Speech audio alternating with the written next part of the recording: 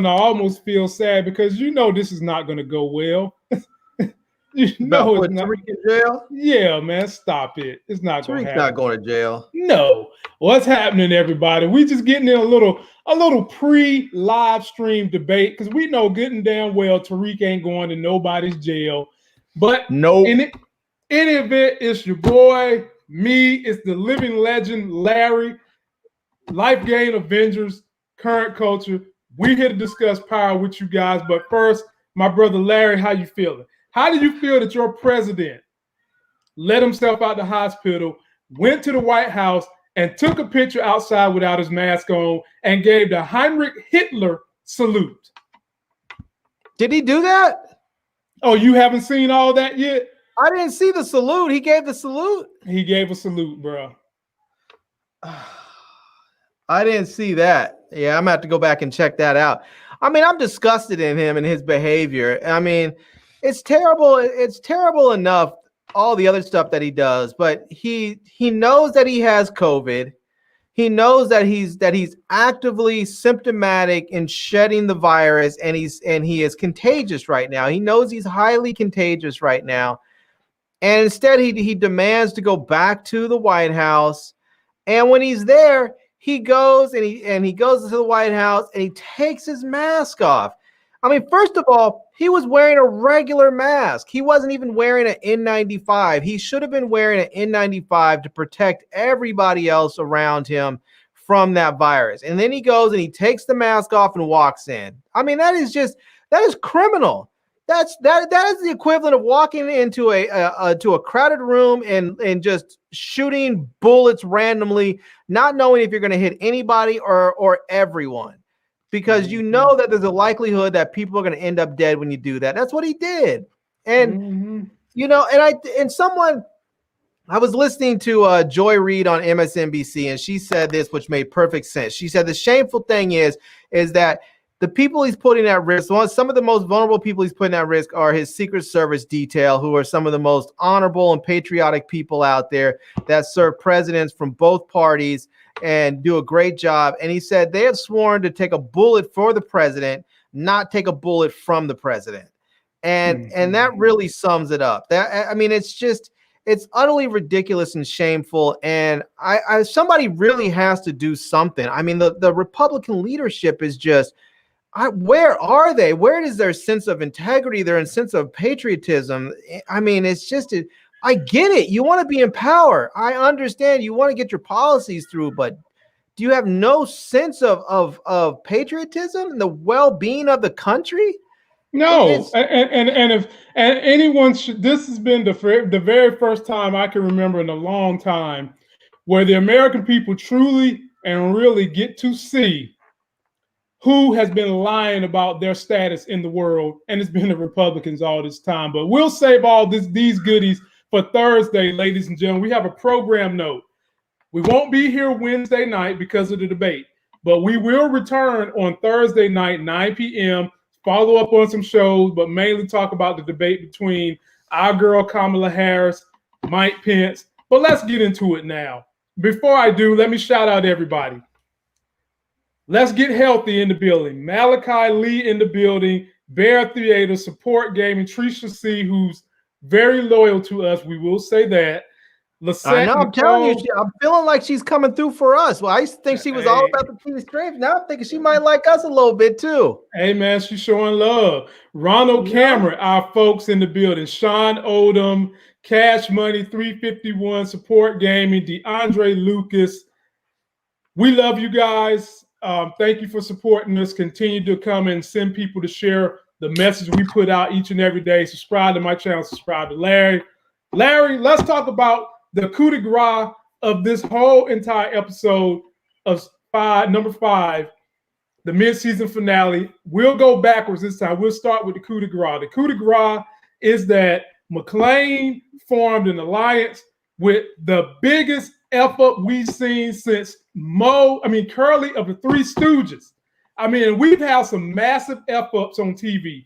We've had the Three Stooges and Curly. We've had Cole from Martin. We've had some massive F-ups on TV. This has got to be the biggest one Are we really to believe that Meth McLean is forming a real alliance with him, Larry? Man, it looks like he's definitely doing it. I'm hoping that he has a plan where he's going to sort of double cross Sachs and be able to protect both Tariq and Tasha. But it just, I mean, this is the thing that gets me, right? Mm-hmm. He has to know, McLean has to know that if Tasha and Tariq are the people that they think they are, that they know he's up there doing something to get all this cash, because he knows he's not a cheap, low budget attorney. So he knows Tariq's out there doing something to get this cash. He knows the type of family they come from and the people they're associated with. Mm-hmm. So he has to understand, if he goes in on Tariq and double crosses him and causes Tariq to take an L, he knows there's going to be consequences for that. And I don't know what you can't really honestly think, oh, I'm going to go ahead and dime this dude out, put him in trouble, and I'm just going to go about my day. He has to know that when all that goes down, that dude's going to end up, 6 feet under. So do you feel, I have a conspiracy theory. Here we going. They never really showed what happened with Davis McLean and Tamika. We never seen the exit. Do you think that somehow Meth McLean could be in business, in cahoots with Tamika somehow, that he struck some kind of a deal to basically dangle Cooper Sachs, and that they are working together? Do you think that's in the works? I don't know. I don't know. That's it's possible. I mean, these people keep going back and forth with who they're supposedly, who's their allegiance, who they have allegiance to, and supposedly whatever testimony they're going to give is who is going to benefit who at what time. It's going back and forth so quick. I don't know, and I'm not sure all I know is it seems to me like this whole thing about him going in with Sachs about trying to get Tasha out and getting Tariq in trouble. It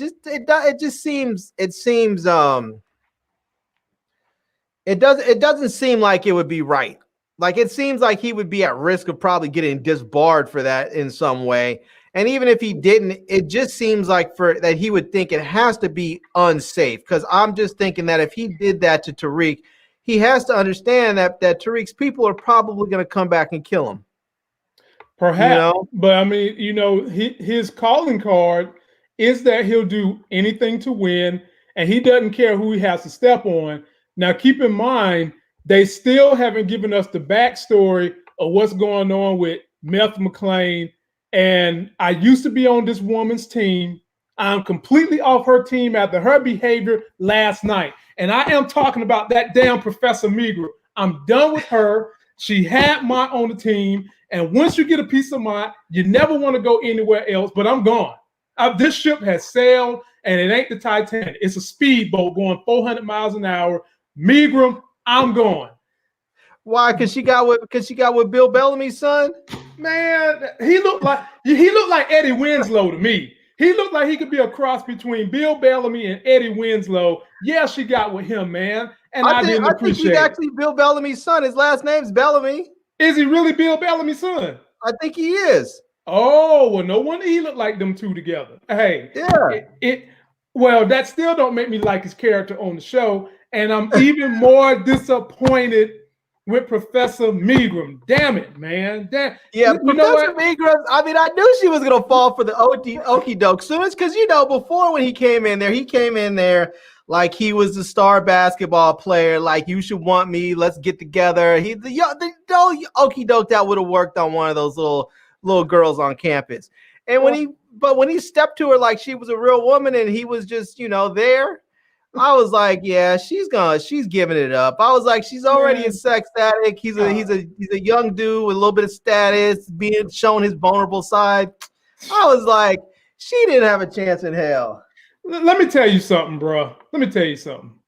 As a man, we're always looking for ways to turn a woman on. Some women like strawberries. If you're down with Trina and the crew, you got to spend a lot of money. You got to have stacks. Some women like jewelry. Some women like pocketbooks. There are a lot of things that make women's underwear get wet. Why is it the single most important thing for Professor Megram is a lock? Click, click. If you anywhere near a lock and you with Professor Megram, you guaranteed to get the draws. And that's why I'm upset with her.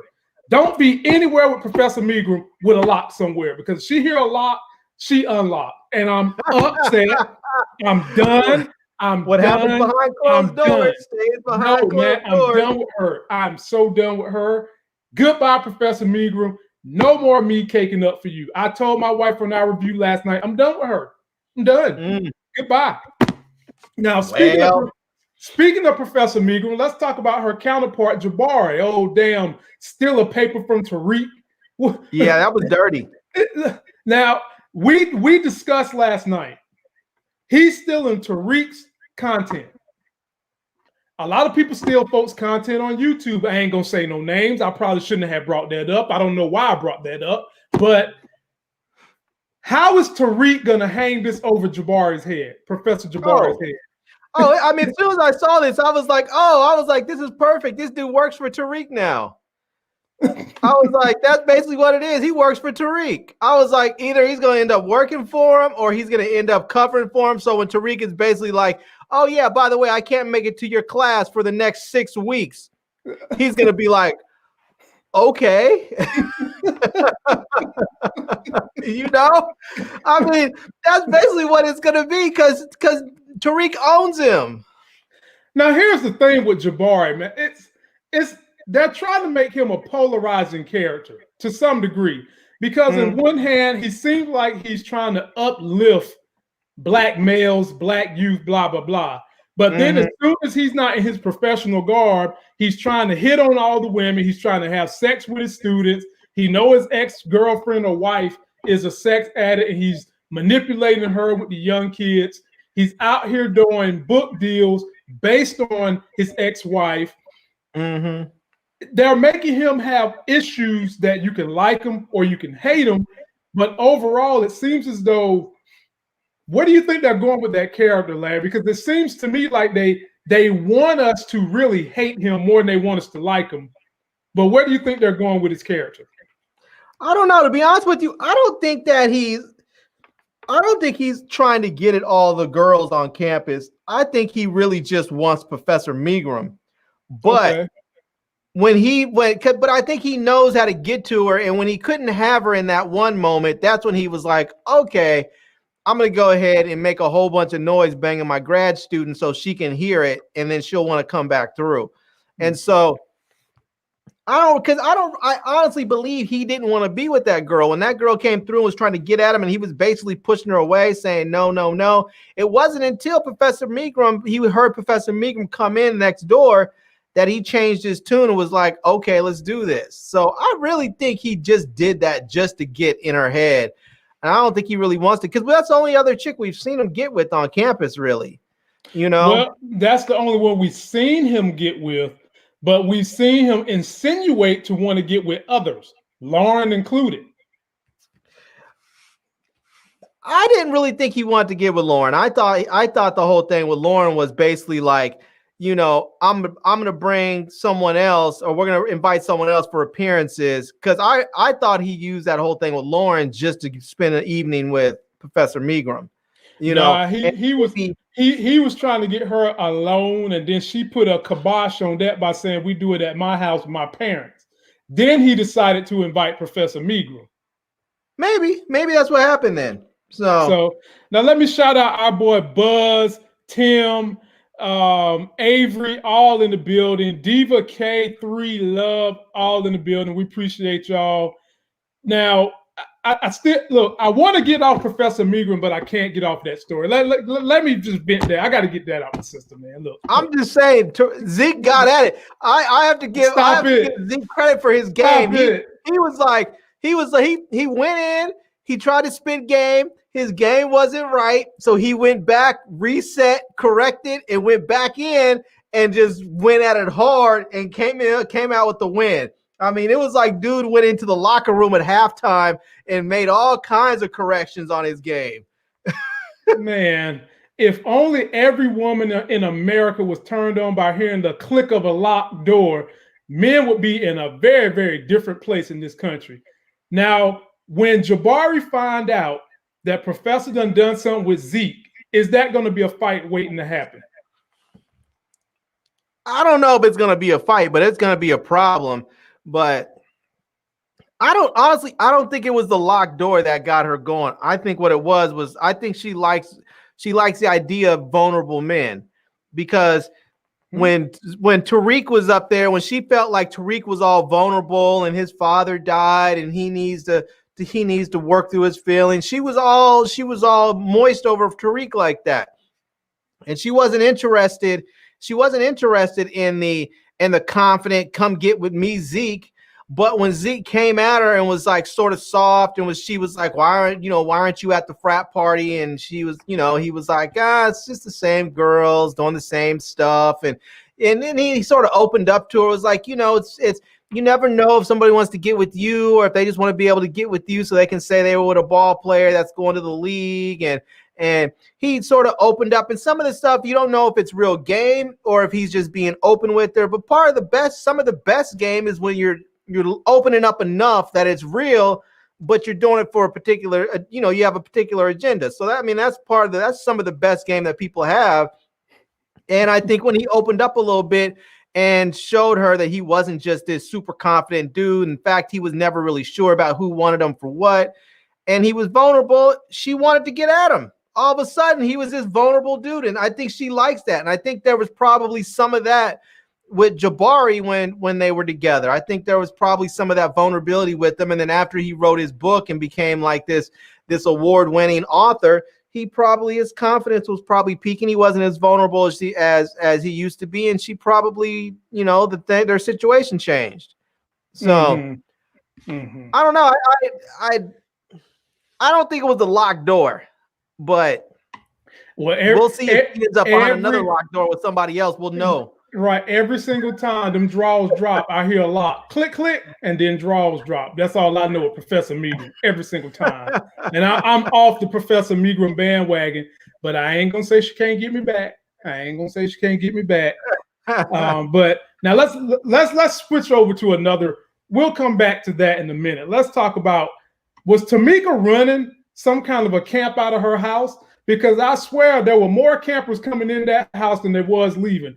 Everybody was coming in Tamika's house yesterday. Larry, she was a FBI, then she's prosecuting folks in last season. How the hell you just letting Tariq walk up in your crib and he shot ghosts? What's up with that? You talking about what's her name? Tamika. Yeah.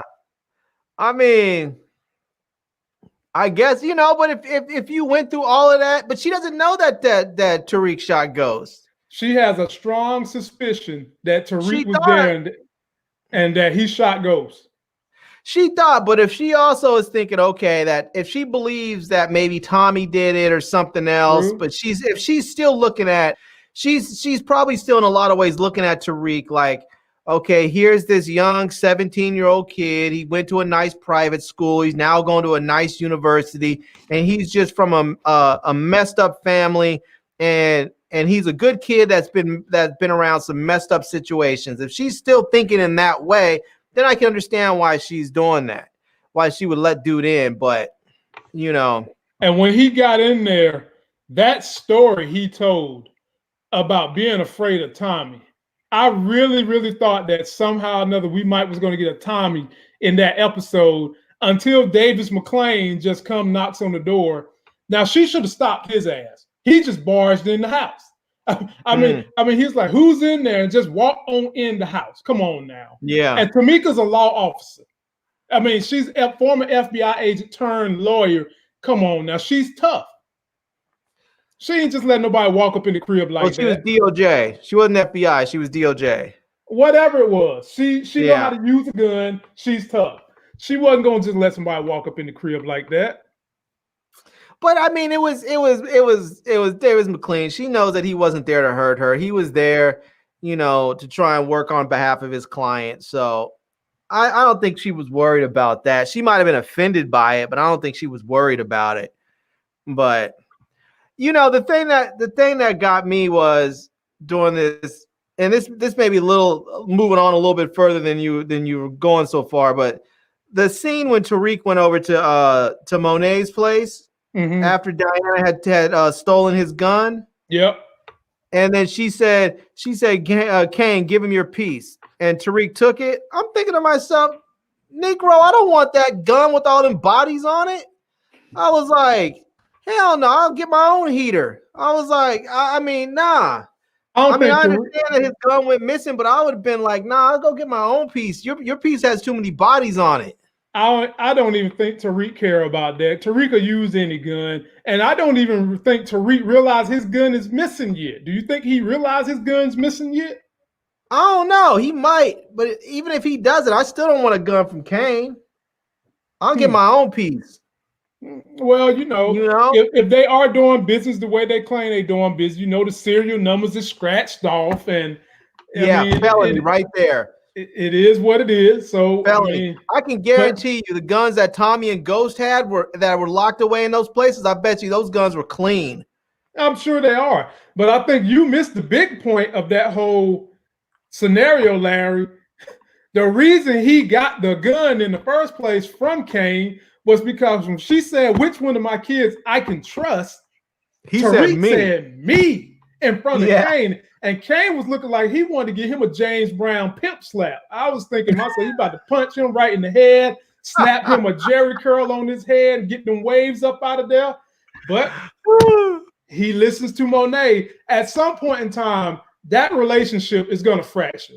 I mean, Kane, him and his mama, that relationship is going to fracture. I can easily see Diana and the mama fracturing. Drew is the kind of the wild card.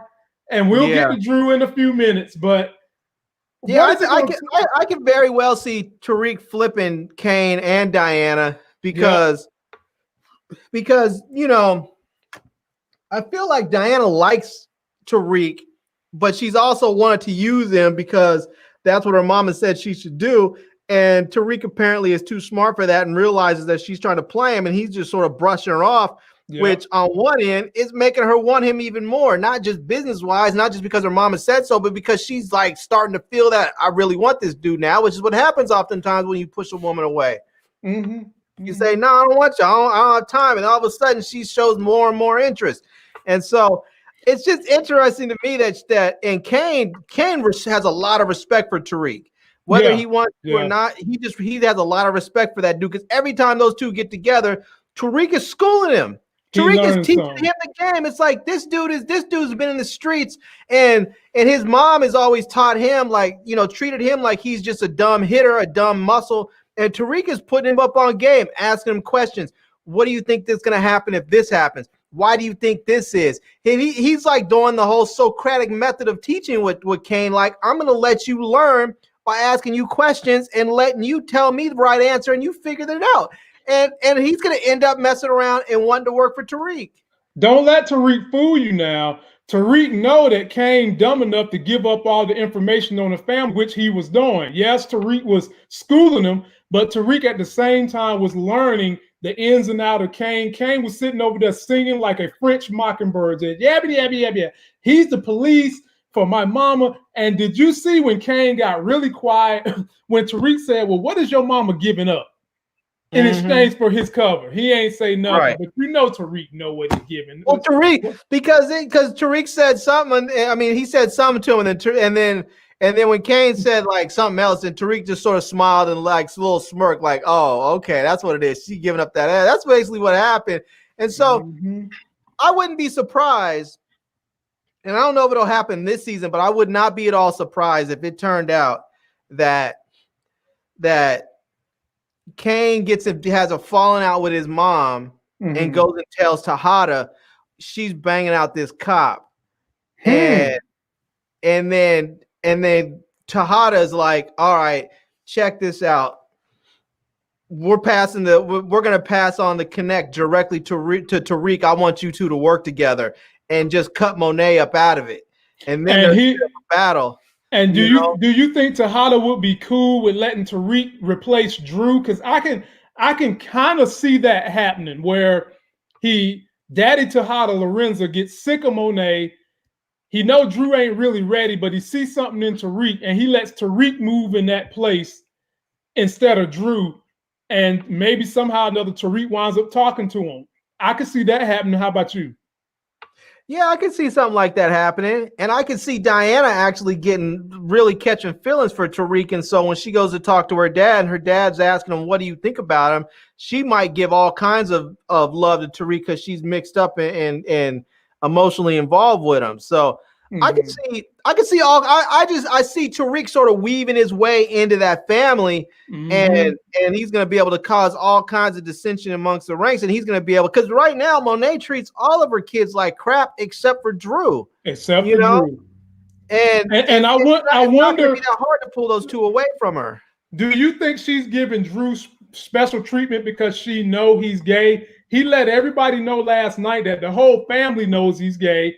And I told y'all like 2-3 episodes ago that the daddy knows he's gay. And y'all said, no, he don't, Lamont. He don't know that he's gay. I was like, the daddy know. The daddy know. And he just let us all know that last night. Do you think she's giving him special privileges for that reason? Maybe she might be giving him special treatment because he's gay. But I think she's probably giving him special treatment in some respect because I think she sees some of herself in him. I think she sees herself as sort of like the smart one. Like, I think she probably saw Tejada as more like Kane is, the muscle, somebody who's, obviously respected in the streets because he's willing to do the dirt and he's a scary type. But I think she figures that she was the brains behind the business, and I think she views Drew as that, as sort of the brains behind the business. And so I don't know. I mean, we'll see. It could be part of it that she just is treats him a little different, is worried because, if you're gay and you're in the streets like that, I'm assuming you're going to have to be a little bit extra hard so people don't test you constantly. Man, well, they've already, I hate to go here, but I'm going to have to do it. They've already set the narrative that Drew is softer than Charmin in a wet rag.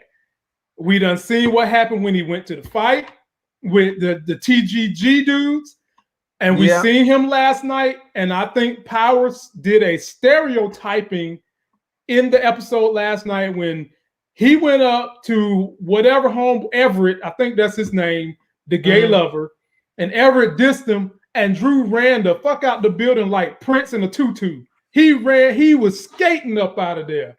And I think Howard put that stereotype in there, which is a stereotype associated with people in that community.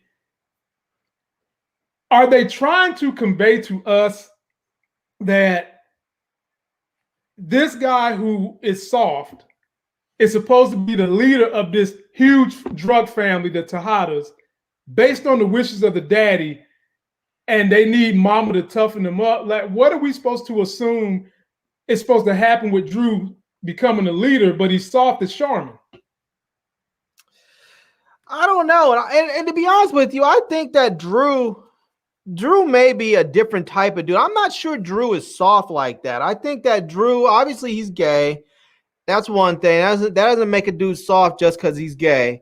No, of course not. But the way that when he was in there with them GTG dudes, dude stood up and had his hand on his piece. He was about to draw and blast dude until Kane came up from behind him and I don't stopped agree him. with that. Dude was about to draw on him. He was going to draw, but I don't think he was going to shoot. I think Kane is the whole reason everything got tempered down in that situation. Because Drew was late. Drew should have had his hand on that gun maybe 30 seconds earlier. Probably. As soon as that dude picked up that phone and started live streaming, he should have put a bullet through him and that phone. And did you notice how they didn't show any of the aftermath with the GTG beat up in this episode? They didn't show none of that. No. That's going to come later, I think. There's going to be repercussions for that. You can't, you can give somebody a little beat down to make an example at him, but Kane put that dude in the hospital, I'm sure. That dude's head was bouncing off the concrete. That dude was, he gave that dude a serious whooping. Yeah, he got him good, man. He got him good. Talk about a Stomp Johnson. he stomped Yeah. him to man. Lord have mercy. Yeah, that dude need to use his Obamacare after that because that was terrible, man. I mean, he was gonna have to. I mean, if that dude just went home and put a couple of ice packs and band-aids on him, that dude is a straight up G. You Hey, know? no, not the way Kane was doing the moonwalk on his face. I thought it was Michael Jackson out there just moonwalking all over the Yeah, brother's face. I thought he killed the dude. The way he was, I was like, that dude should be dead. I thought he killed the dude. You know?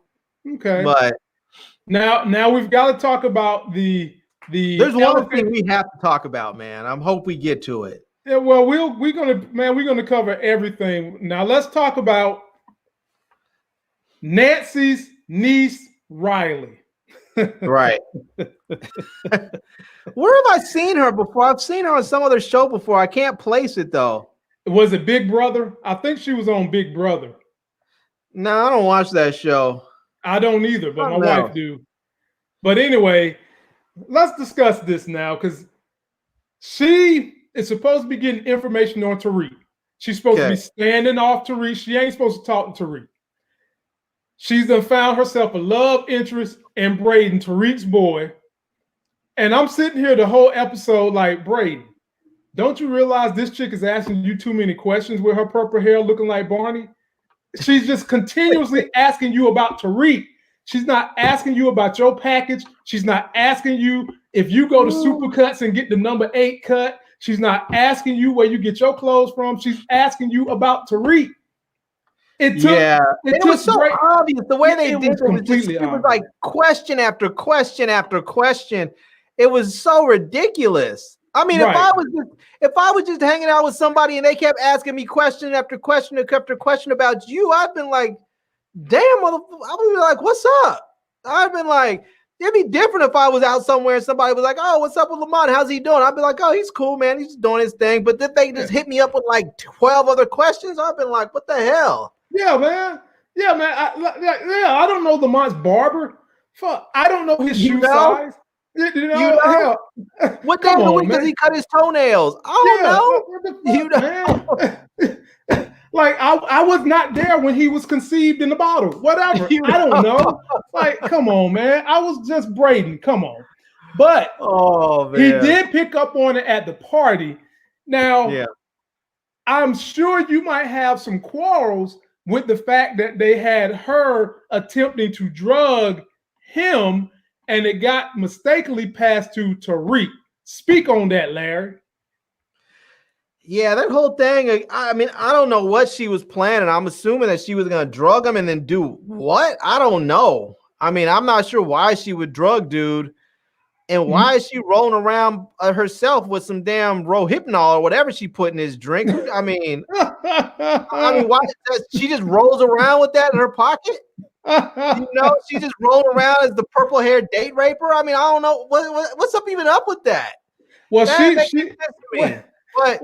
now, because you know, if it would have been a man, Larry, if it would have been a man, Lord have mercy. Yeah, but. Speaking of Riley, says Tariq was wasted. Tariq wasn't wasted. Tariq was drugged. Drugged. Yeah, he was drugged. He was drugged. I'm assuming she was gonna try to get Braden's phone to be location tracked by her phone in the same way she did Tariq. So maybe she could feel like she could keep up with Tariq through Braden, and then it just so happens she winds up catching Tariq in the room.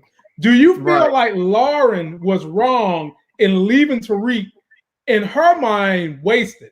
She didn't know Tariq was drugged. She thought he was wasted. Do you feel like she was wrong in leaving him in that room by himself? Yeah, I mean, if this is a person that's supposed to be a friend of yours, you don't leave him like that. There's been plenty of times where I've had friends that have been just totally out of it. I mean, I've had to literally pick people and fire them and carry them up out of places because they've been that drunk, you know?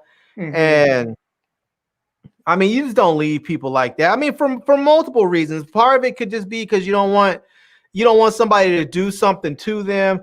I've had a friend when I was in undergrad that got drunk and his girlfriend couldn't get him out of the car, so she just left him in the car, and then he vomited and choked on his own vomit and died. And after that, I was like, I'll never leave one of my friends alone that's drunk.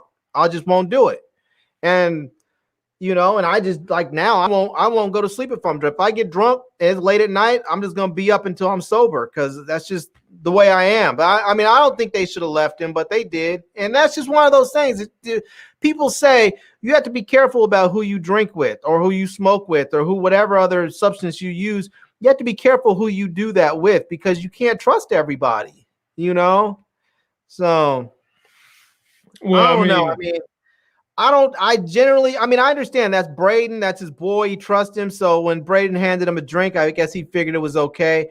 Mm-hmm. I generally don't take drinks from people. Like if someone says you want something, unless it's one of my boys that's going to the bar and he's like, yeah, I'm going to the bar. Do you want something? Yeah, sure. Because that's one of my boys and I get it. And that's probably why he took it from Braden. But, otherwise I'm not just drinking some drink some random person gave me. But I mean, it's unfortunate. Now explain this to me. What was the point in Diana taking that gun in the first place? That's a good question. I don't even think her mom even knew. Her mom was like, her mom sounded like she wanted to do a Bill Duke impersonation. Like, you done fucked up, right? You done fucked up. You done fucked up, right? Because she did. It was like, why did you do that? It would have made some sense if there was some rhyme or reason behind it, but she just saw it and decided to take it. It wasn't like, it would have been different if she had known like Tariq had put somebody down with it and then she took it so that they had, this evidence that they can hand over. But she took it with her bare hands and had her fingerprints all over it. Because you saw when Monet took it from her, Monet didn't just grab it. Monet grabbed a rag and then did it. She was like, I don't want my fingerprints on this piece, Mm-hmm. So I don't know why she did it. I thought it was stupid. And she even, Monet even said, "Who you think he's gonna think took his gun?" He could think Lauren took it. He could think anybody took it. Well, Lauren from that bougie ass family, if she saw a gun, the last thing she was gonna do was take it. She probably would have called somebody, or at the very least, she was like the next day she would have asked Tariq, "Why in the hell you have a gun?" But Lauren's not putting her hands on that. Braden's brother, who eventually stole drugs out of their crib. Well, Braden's brother wasn't really around him, I don't think, to take it. But that's going to be a problem because that's going to be one of those things where Tariq's going to be like, because I don't think he's going to believe Braden did it, but he's going to know the only other person that knows about this stash joint is going to be his brother. And so it's going to come down to where I think Tariq's going to have to tell him either you're going to have to go get this back from your brother or I'm going to get it back. And if I get it back, you don't like the way it's going down. Now, I easily think that this is going to be another body for Kane. I don't think Tariq going to do the killing. I think that Tariq going to sit Kane on Braden's brother. Maybe. But I'm really hoping that it comes down with Braden whooping his brother's ass. Because it looks like Braden can put it. It looks like Braden, even I know it's his older brother, but I think Braden can probably whoop his older brother's ass. Hey, he cagey enough to do it. I think he probably could too. And I think he might I don't know. What are you thinking? You really think you can go rob somebody of that much dope and you're not going to get touched? Yeah. I think some people are just really, really stupid sometimes. It's just like, nah, it's like you don't rob somebody, especially somebody That's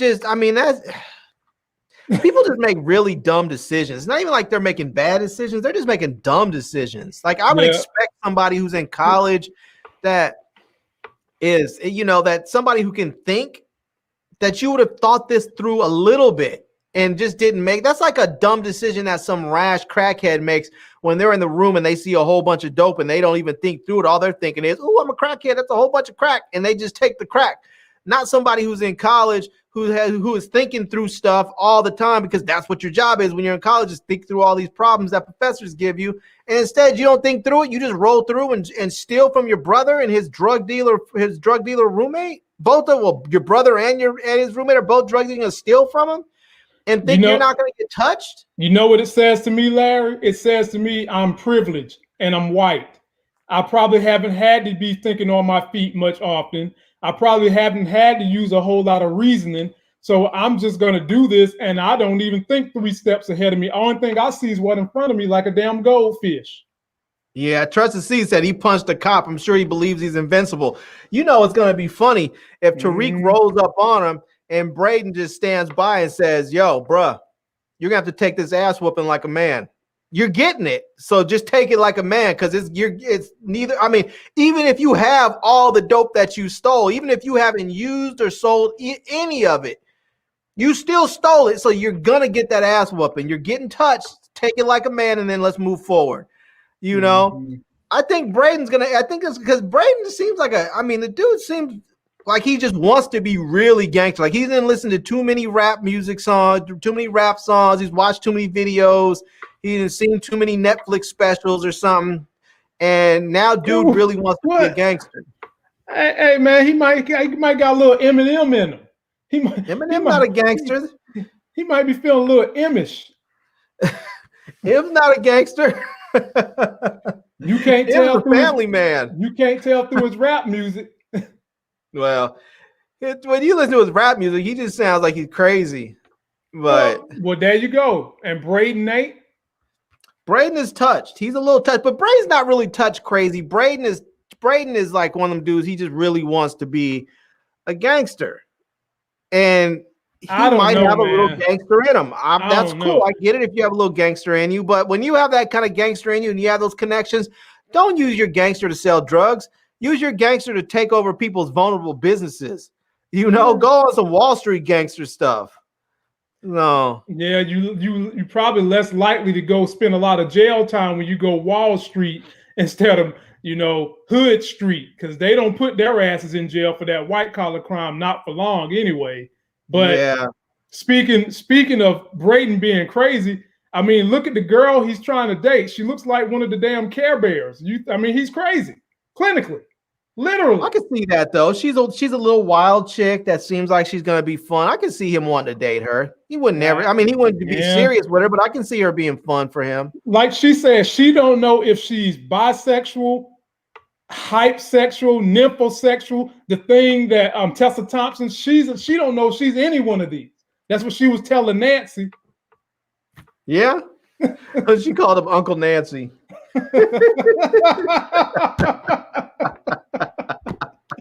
Sax gets no respect. Sax is like Rodney Dangerfield. He gets no respect. Hey man, why should he? Like I said, he's the ultimate fuck up, man. He's worse than Curly from the Three Stooges. He's worse than what was Eddie Winslow's friend, the dumb one, Waldo. And come on, man. He is the ultimate TV F up that we've ever seen. But overall, Larry, how would you rate this mid-season finale? We didn't have any abductions. We didn't have any killings. We didn't have any more new character introductions. Having said all those things, how would you rate the overall episode? I mean, it was all right. Overall, it didn't seem like it was any sort of finale mid-season or otherwise. It just seemed like it was another episode. It was a good episode, but it just seemed like it was another episode. Like, I felt like if you're going to have a finale, if you're going to call it a mid-season finale, you need to have some sort of big, something. And Zeke sleeping with Professor Megram wasn't enough. Come on, that wasn't enough to bring it in there. They needed something. They needed something like Tariq smashing Lauren or Tariq smashing Diana or Tariq smashing Monet or Monet, right? Or somebody getting killed, something, something. Now, see, I don't know, but I don't know. Something's gonna have to happen. And it didn't happen. And so it just seemed like another episode. They shouldn't have called that a mid-season finale. They should have just said, we'll be back next year or in December, whenever they're coming back. Yeah, they're supposed to be back in December. Now, see, y'all want to continue to pick on me. Somebody just dropped a comment, Larry. Could there be any chance that Professor Megram is pregnant with Zeke's baby? Ooh, that's a good one. It's always a possibility. I'm pretty certain. What? the way they went at it impromptu, I'm sure he didn't just pull out a Jimmy. It looked like they got in there and just started smashing. See, man, come on, man. See, this ain't right. I help you out with Ramona. You're supposed to help me out. Come on, man. I'm just saying, it's a possibility. No, man, no. Besides, you're not on Team Meekram anyway. You know?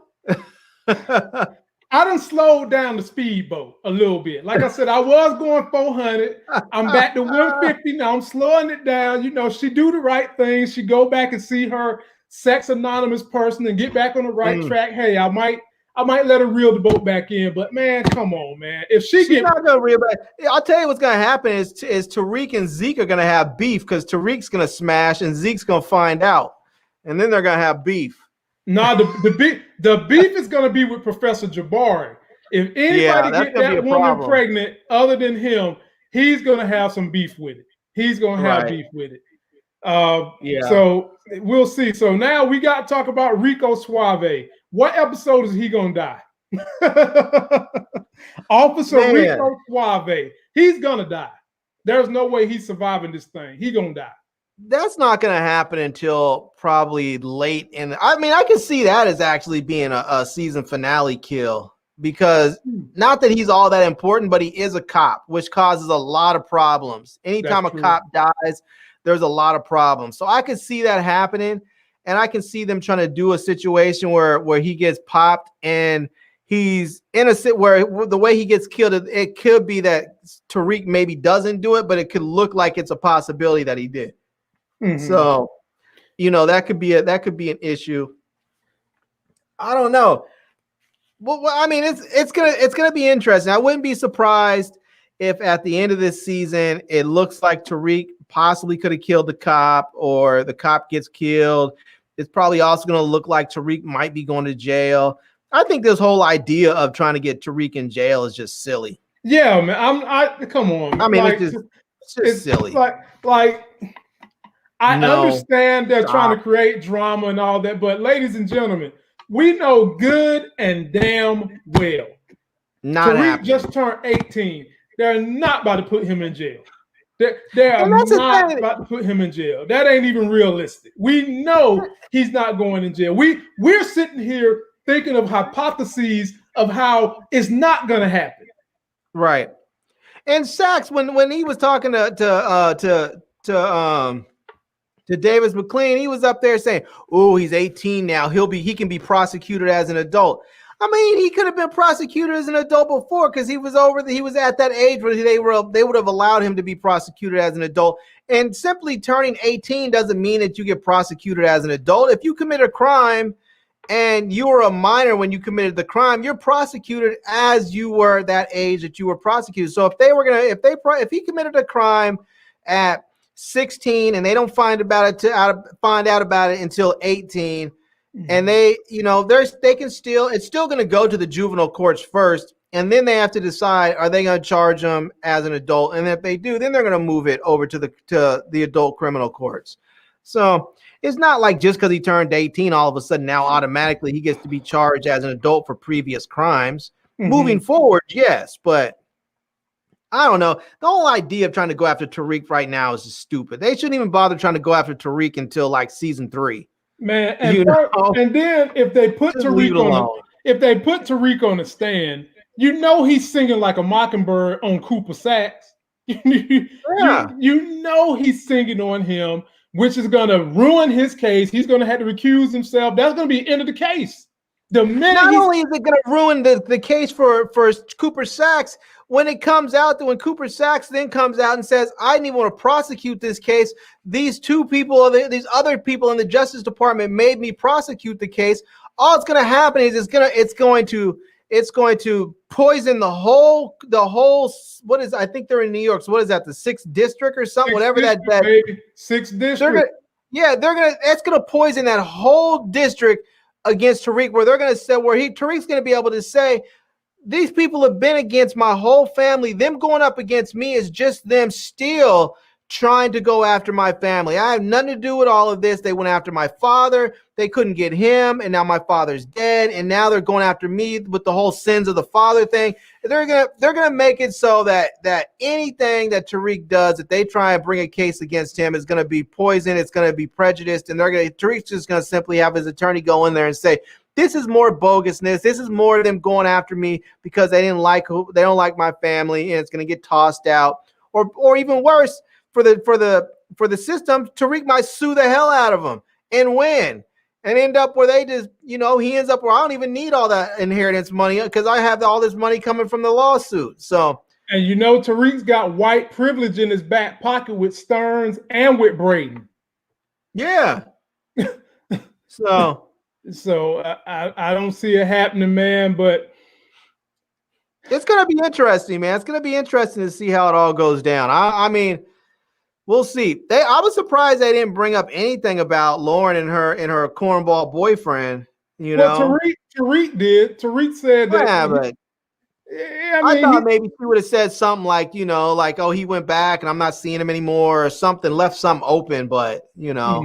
I already told you they was gonna string that out. You got the nerd good black dude versus the street black dude. I already told you they was gonna string that to the hilt. I mean, that's rich. They're going to play that story until there's no more wheels to fall off that particular situation.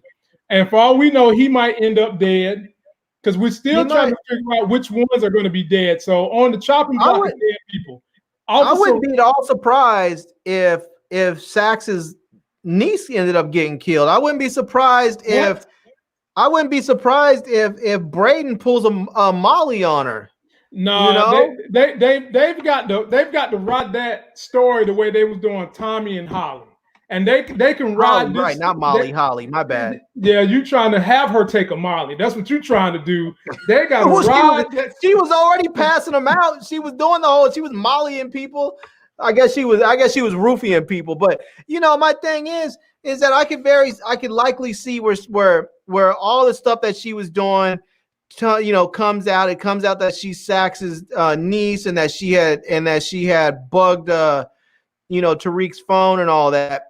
I could very well see that happening, and then Braden basically trying to prove that he's the gangster that he is, kills her. Mm-hmm. And then you have Sax that's really invested, because right now Sax is only doing this because he's covering his own ass. He doesn't really want to prosecute Tasha. He's only doing it because he has to cover his own ass. But if they kill his niece, then he's really invested. Now he's upset, and now he really wants to go after him.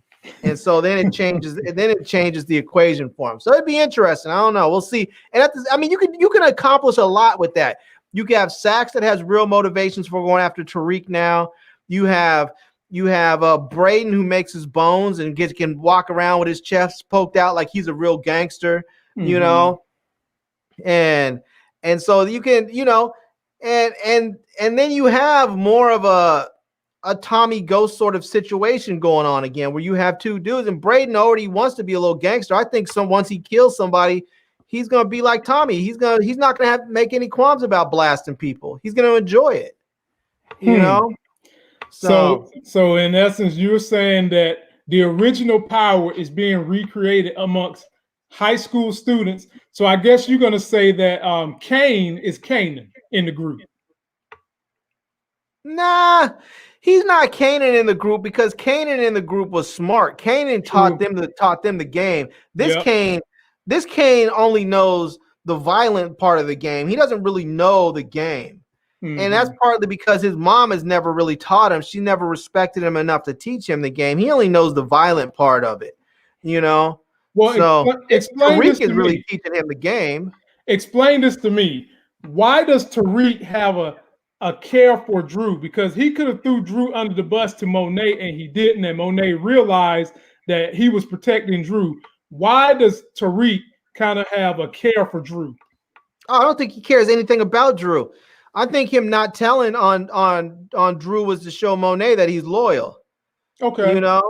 I think that's all that was about, was just showing I'm loyal, And that whole thing with if she was to say, why didn't you tell me? I mean, basically it's like, that's for you to find out. That's your business to find out. That's not my place to tell, And so I think he's just proven that he's loyal, and in doing that, he's gaining all kinds of goodwill. He's gaining goodwill with Monet because she's seeing that he's loyal. He's gaining goodwill with Drew because Drew's like, damn, dude saw all this, didn't even dime me out, and he's gaining, as much as Kane may not like it, he's gaining goodwill with Kane because he's realizing that Tariq is smart as hell. So he's looking at Tariq like Tariq might be the smartest one in the room, And Tariq's teaching this dude the game. He's gonna respect. He's gonna have all kinds of love for Tariq because he's teaching him, and he may not even know Tariq's teaching him. And what is Diana looking back saying to Tariq with all this stuff? Because she was looking quite right yesterday.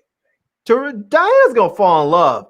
She's going after Tariq, and she's gonna end up falling in love because when Tariq basically brushed her off, you could see that she was already like, damn. She was feeling some sort of way about that. She figured, oh, I'm going up there. I'm a little cute chick. People don't usually tell me no, and she wasn't used to doing what a dude like Tariq, a young kid who's got money, he's got looks, he's smart. The girls like him. He doesn't need her. He may want her at some point, but he doesn't need her. So when she comes at him, it's not like he's thinking, oh, this is the hottest chick I've ever seen that I'm ever going to get. I better jump on it. He's like, this is just another one. This is just another chick that I could have, and just brushes her off. And on top of that, she's not a priority. His business is the priority because he's trying to get his mom out of jail. He's like, chick, I got papers to write for my class, your cousin's class, and I got to get my mom up out of jail. He was like, I don't got time for your bullshittery. He doesn't. So, but she's gonna mess around. She's gonna mess around and fall in love with him, trying to play this game, and then she's gonna end up getting the game played on her. Mm-hmm. Now they did do another parallel to Ghost and Tariq, and there was a time when Ghost went and sat at Raina's memorial when he was drunk, whatever, and so the same thing happened with Tariq. Tariq was more, drugged and intoxicated. Went over there and said all these things to Raina. Then he goes over to Ghost's casket and funeral area and says things to him, all while Cooper Saxe is recording it because he got the location of Tariq from Riley. Right. Does that mean anything other than them trying to show a parallel between the son and the father? Well, yeah, in some respects, because it's just like what Cooper Saxe said when he showed all that to Davis McLean, and McLean said, none of this is admissible. And he said, yeah, I know that. He said, but at least now I know what to look for. And that's half the battle, is once you know what to look for, then you can start looking, But honestly, I think if anything, what Saxe did was just put his niece's life at risk, because I honestly believe she's going to get killed. Oh yeah, I think she's done. I think that as soon as it comes out that she ended up, bugging Tariq's phone or tracking his phone and drugged him. I think they're and once it's discovered that she's Saxe's niece, I think she's gonna get taken out. Well, at the end of the day, if she gets discovered, something's got to happen to Cooper Saxe too. I mean, that might be enough. That might be enough where his niece gets taken out, and maybe it's like you said, maybe Kane does it, and maybe she gets taken out, and when Saxe comes to Tariq all pissed off, saying, "I know what you did. You're going down for this."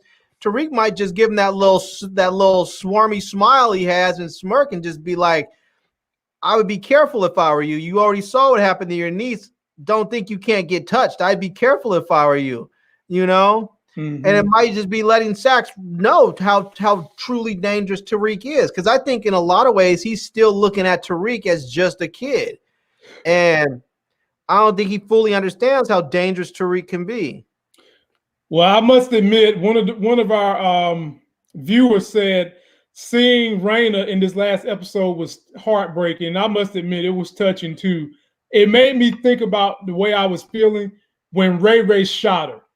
That was a turning point for me in that story, because I kind of didn't see that coming until the very end. When she started telling Ray, I know who you are, and Ray popped up at her school, that's kind of when I started thinking they wouldn't really take her out with it. Why not take Right. out this other kid who's not a twin that we don't see that much? It would still be emotional, but not as emotional as it is with Raina. So that was an emotional moment seeing Raina in the very start of the episode last night. And damn, man, I wish she was still up here. I just sometimes I have a hard time feeling bad for people when they do such stupid stuff. When you see someone like Ray Ray, and you're up there talking about, I know who you are, I know what you do, and blah blah blah, and then you're up there making threats to him. I'm like, how stupid can you be? She's a child. She's a child, Larry.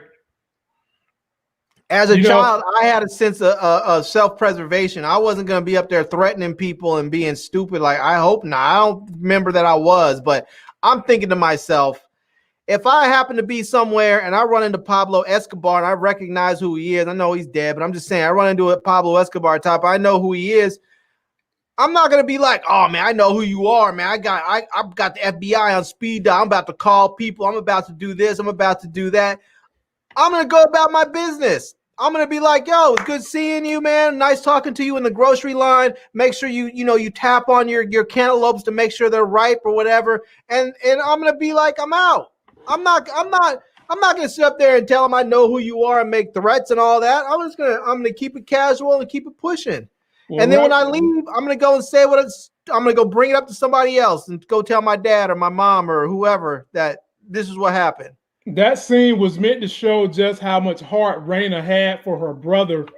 And hell, if President Trump can run around here and tell you that coronavirus is a hoax, he's not wearing a mask, hey, Raina can certainly stare down the barrel of Ray Ray, can't she? That's not heart. That's dumb. There's a difference between having heart and being dumb.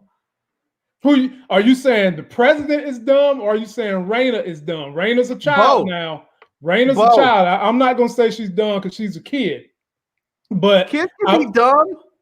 Hey, they can be, but I don't think that was an incident of being dumb. But your president, hey, I co-sign with you on that one. Straight stupidity. I definitely co-sign with you on that one. Now let's wrap this thing up so I can get on out of here and get to my shift with the baby L. Episodes. Well, no, I don't even want to do that on episode 6. I don't even want to go there right now. I just want you to say this, Larry, before we get on out of here. Okay.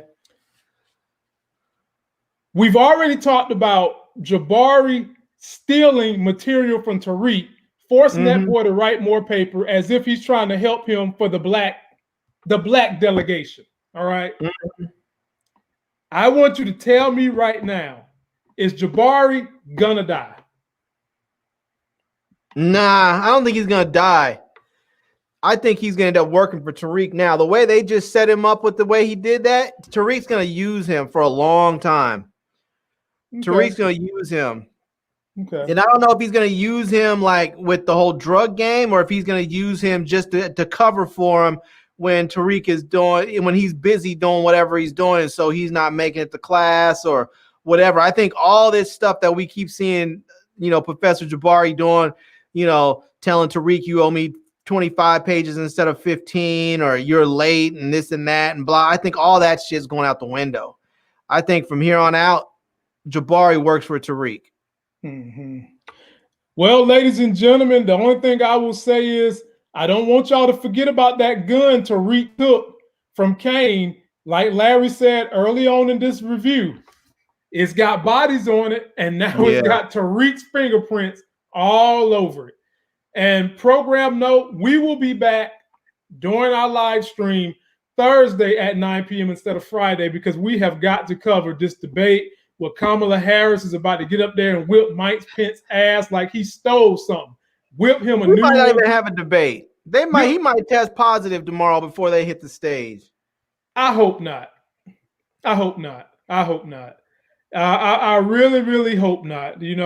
Everything's on display, not just for us in the country, but the world is looking at us too, Larry. So let's hope the man the best.